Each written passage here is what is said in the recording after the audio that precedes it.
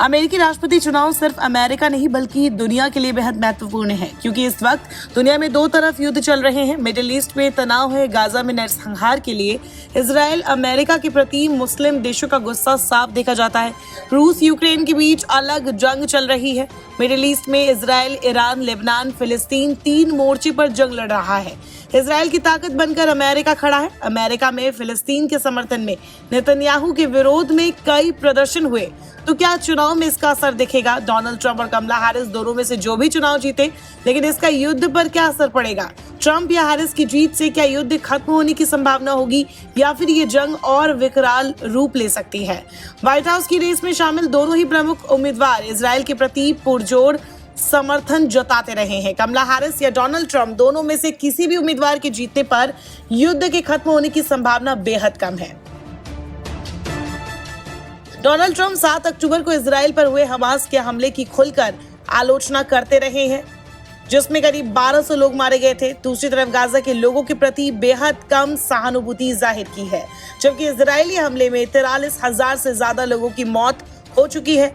जुलाई में इजरायली प्रधानमंत्री नेतन्याहू से मुलाकात के दौरान ट्रंप ने हमास पर पूर्ण विजय हासिल करने को कहा था। हालांकि उन्होंने गाजा को लेकर कहा था कि फिलिस्तीनियों की हत्या बंद होनी चाहिए, लेकिन ट्रंप ने इसके साथ ही ये भी जोड़ा कि नेतन्याहू जानते हैं कि वो क्या कर रहे हैं। डोनाल्ड ट्रंप की बात करें तो डोनाल्ड ट्रंप ने राष्ट्रपति पद पर रहते हुए दुनिया भर के विरोध के बावजूद विवादित जेरूशलम क्षेत्र को इजराइल की राजधानी के तौर पर मान्यता दी, जबकि दुनिया के कई देश आज भी तेल अवीव को इजराइल की राजधानी के तौर पर मान्यता देते हैं।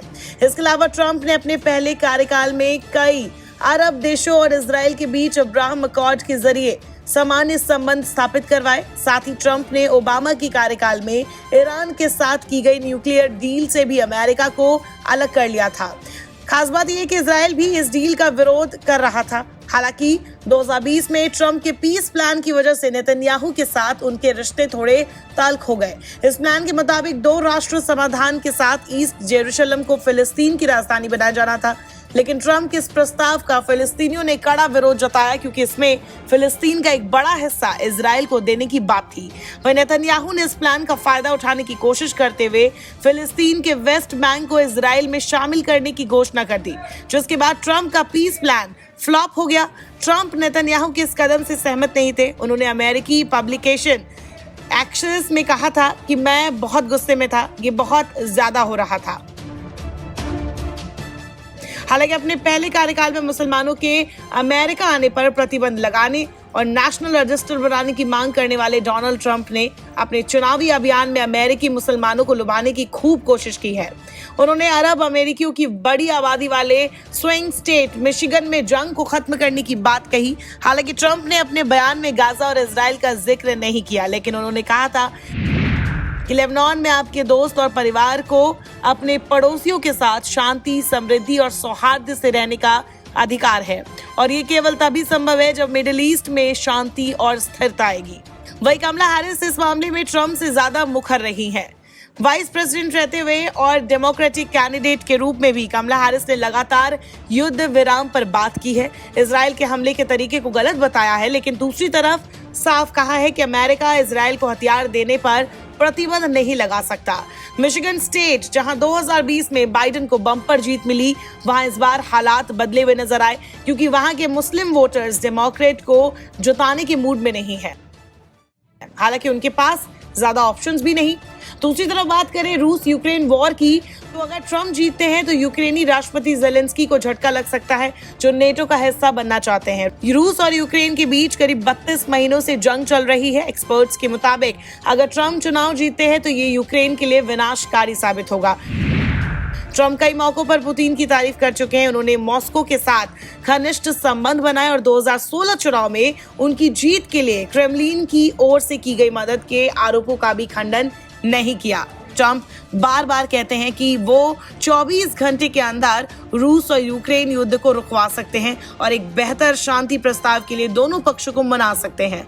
वो रूस पर लगी पाबंदी को हटा सकते हैं। उन्होंने बाइडेन प्रशासन की ओर से यूक्रेन को मिलने वाले आर्थिक मदद की भी कई बार आलोचना की है। हालांकि विरोधियों का आरोप है कि ट्रंप अपने राजनीतिक लाभ के लिए तो यूक्रेन को सीधे तौर पर बेच देंगे।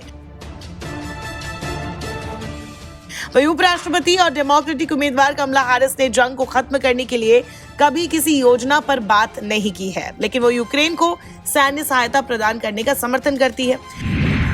फरवरी 2022 में जब रूस ने यूक्रेन पर आक्रमण किया तो इसके बाद से अब तक अमेरिका काइव को $64 बिलियन की मदद और हथियार दे चुका है। सितंबर में प्रेसिडेंशियल डिबेट के दौरान कमला हैरिस ने कहा था कि अगर इस जंग में पुतिन जीतते हैं तो वो काइव में बैठे होंगे और उनकी नजर पूरे यूरोप पर होगी, जिसकी शुरुआत पोलैंड से होगी। अगर कमला जीतती है तो जेलेंस्की ने जो विक्ट्री प्लान तैयार किया है उस पर आगे बढ़ने का रिस्क सरकार उठा सकती है। कमला प्रशासन नेटो में यूक्रेन के शामिल होने पर लगी रोक को हटाने का फैसला कर सकता है और कमला हैरिस राष्ट्रपति के तौर पर इसे आगे बढ़ाती भी नजर आ सकती है। नमस्कार, मैं हूं मानक गुप्ता। अगर आपको हमारा ये वीडियो पसंद आया हो तो इसे लाइक और शेयर जरूर करें और हाँ, हमें सब्सक्राइब और फॉलो करना ना भूलें ताकि आप देश और दुनिया की कोई खबर मिस ना करें।